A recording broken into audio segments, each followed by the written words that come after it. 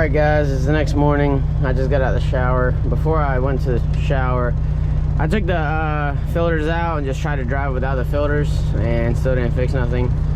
But honestly, I'm just gonna make it. I'm just gonna deadhead back home. I ain't got another choice. But on the way, I'm gonna stop at Birmingham Freightliner and I'm going to pick up a boost sensor. Since they're not taxing, it's basically the same price, about $4 difference than it would be at home. So those guys are cool down there, it seems like. So we'll see. We'll replace that down at Freightliner, and then I don't know if that doesn't fix it, then I guess we're going on home. My guess, people say it still could be the internal seal on the turbo, but if it was the internal seal, wouldn't oil be coming out? Correct? I don't know. Or it could be the computer. One of my buddies had the same problem. He bought a truck. It had but this one had an older computer from a DDEC 3, but it was a DDEC 4 truck. He got a DDEC 4 used computer, put it on, it worked, then it stopped working. So maybe it could be the computer as well, but I guess we'll find out. Because at this point, I mean, this engine is pretty simple, you know what I'm saying? There's no like actuators or V-pods or anything like that. So yeah guys, let's go ahead and get on down here to Birmingham. We're about 40 minutes away, and hopefully we can make it up these hills, man, because it sucked yesterday. I was climbing this little steep hill on this back road going like 20 miles an hour, dude. It sucked. I guess I'm still blessed that the truck can still run perfectly fine, still have good oil pressure and everything like that. But yeah, let's get on with it.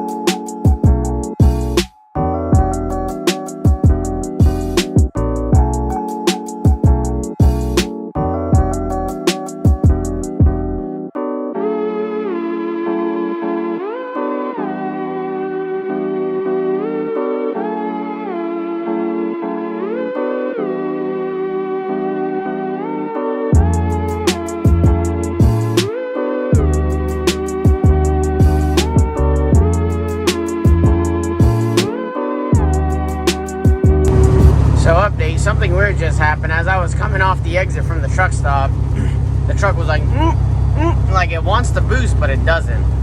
So that could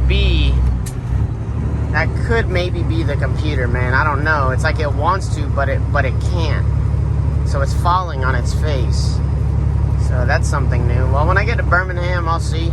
I'm gonna check the connections to the computer. I haven't even checked that. I don't know how that crossed my mind, but we'll find out, I guess. So as you guys can see, I'm getting a little bit of boost. Just a little bit. But I don't know, man. Alright guys, so there's the sensor right there. Now, we got here to Birmingham, Alabama, Freightliner. Now I'm about to take it apart. Sensor off. He's alright, yeah, 8mm.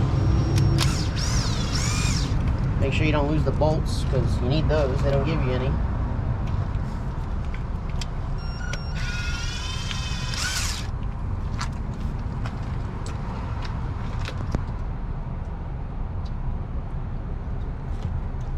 Now I gotta go get the new one.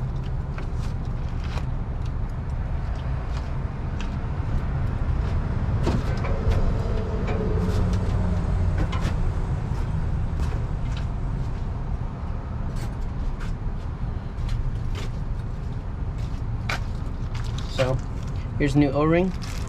Let me just go ahead and show y'all. There it is, right in there.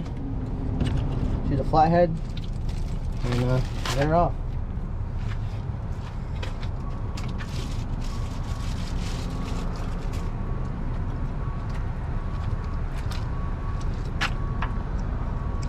Also, to give you guys an update, the truck As a matter of fact, I got into boost, so it possibly could be my wastegate. But the crappier part is about that is that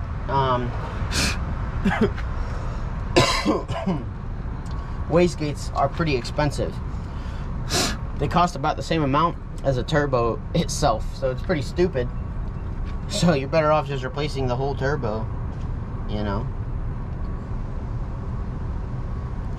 I doubt this will fix my issue, but I guess we're just gonna find out.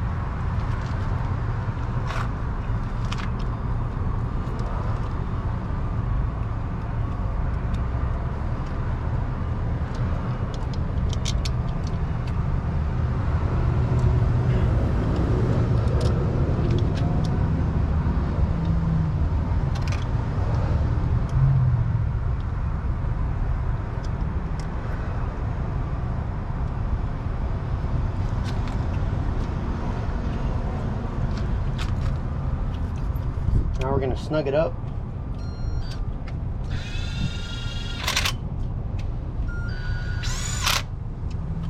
Just like that, it's all connected. Now the only thing we can really do is take it for a spin. So, here's the old one. So you can see it's a little dirty inside.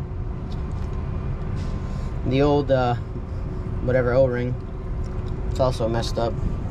So yeah, I'm gonna put this stuff back, and then I'll get back to you guys here in a bit. I gotta go talk to somebody in service and ask them a question. No, hold on. We're about to find out if we got this boost. Let me just hit this left and right turn out of here. But it feels like we got boost now.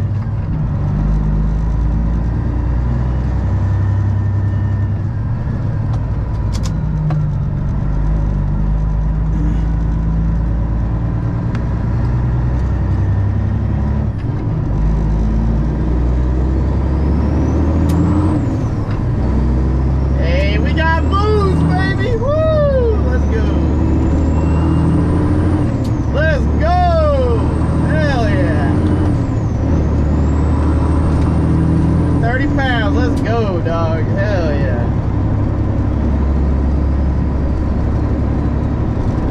Woo!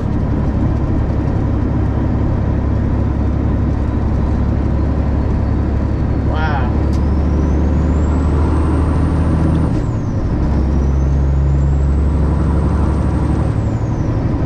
We're about to hit this truck stop real fast. Let's try to find a load.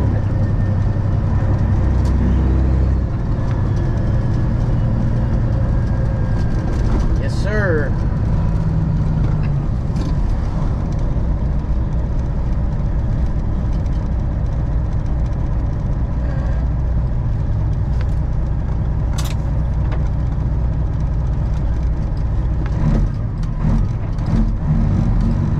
Yes, sir. Yes, sir.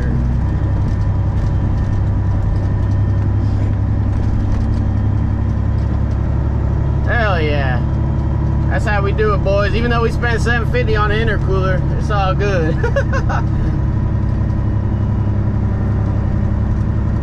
I don't even care, man.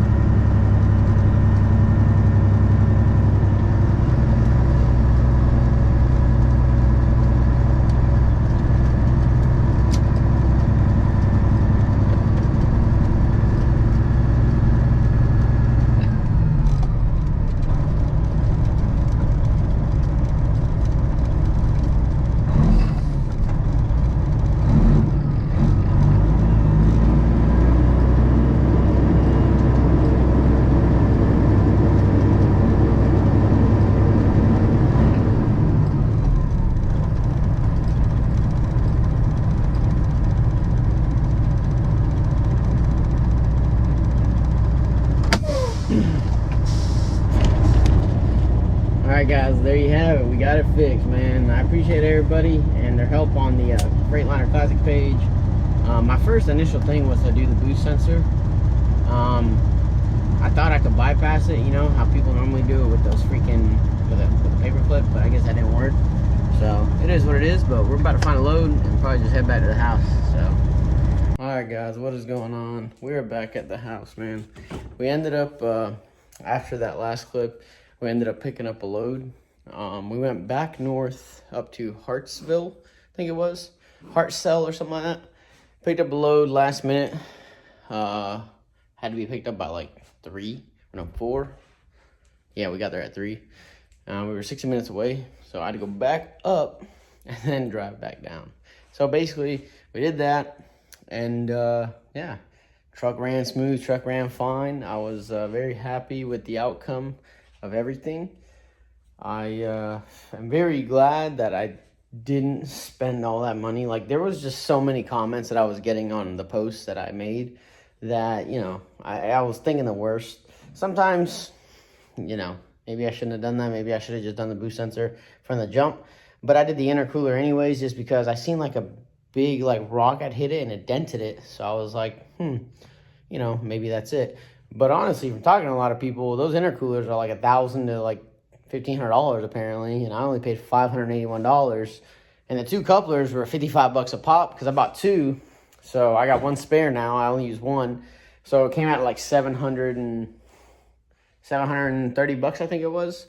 So realistically, the intercooler was only $580, and then the $55 for the coupler. So what did we spend? $630, and essentially did the labor myself. It was free, free 99. So we're good right there.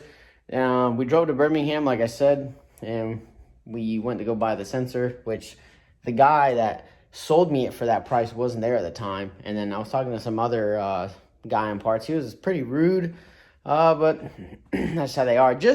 I was curious just to see how much a turbo was there, and it's like $14.50 is what he said. I was like, dude, you're literally taxing people for the price of 2 turbos for 1. If you guys are interested in a website that you can get OEM turbos, this is no plug, no nothing like that. I just see the website, and I might order myself a spare turbo. It's like $500-700 for a turbo. Borg Warner or Garrett, I think it is. Momentum Works, WRX. Shout out to Keep On Trucker for giving me that website.